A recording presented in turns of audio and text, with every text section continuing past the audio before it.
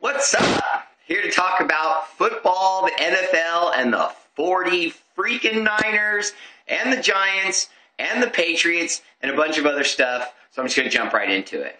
Ready?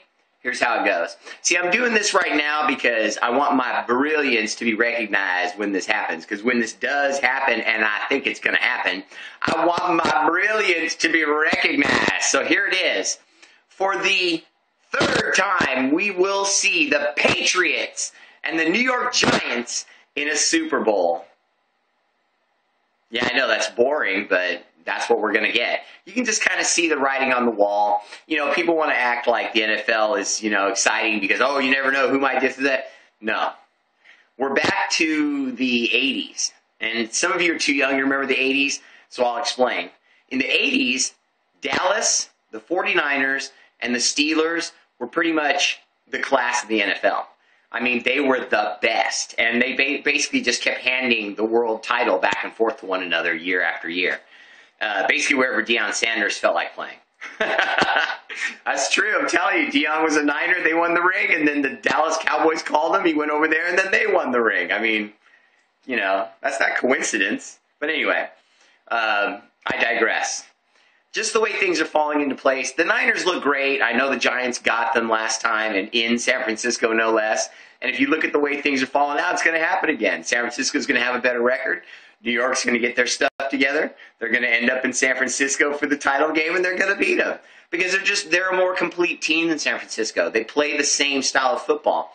Grind it out with a running game. Complete passes to good receivers. Get your first downs here and there. Nothing too crazy, an explosive play here and there. Mixed in with a power run game, a smart quarterback, and a tough defense that puts pressure on the quarterback.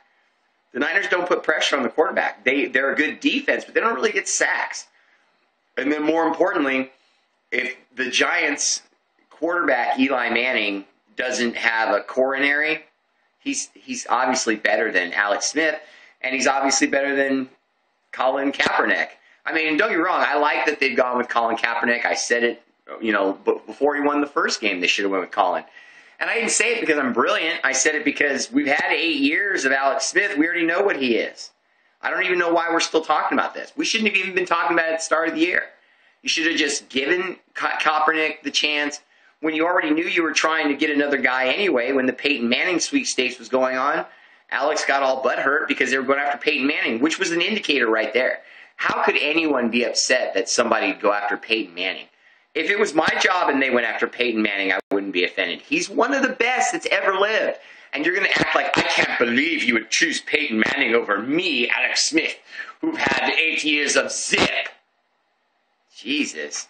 But I hate to say this, but the Niners are done. I mean, as good as they are, they're done. Because as bad as Alex may have been, and even though Kaepernick looks better, when you have 2 quarterbacks, you have none.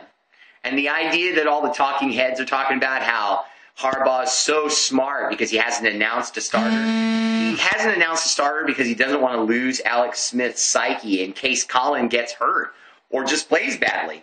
Which now we're seeing he's not going to play badly. He may get hurt, but now if you bring Alex Smith in, I don't care if you tell him every single day he's the man while Colin's starting.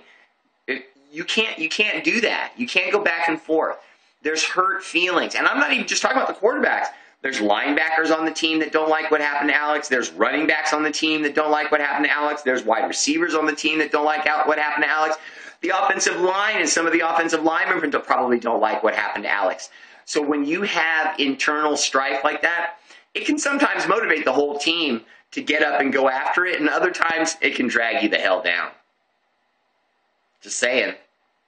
Check out the Boys That Be on the YouTube channel. This is what we think. And check me out, Joe Knows. And I go on different topics and just rant and show you a good time and hope you have a good time.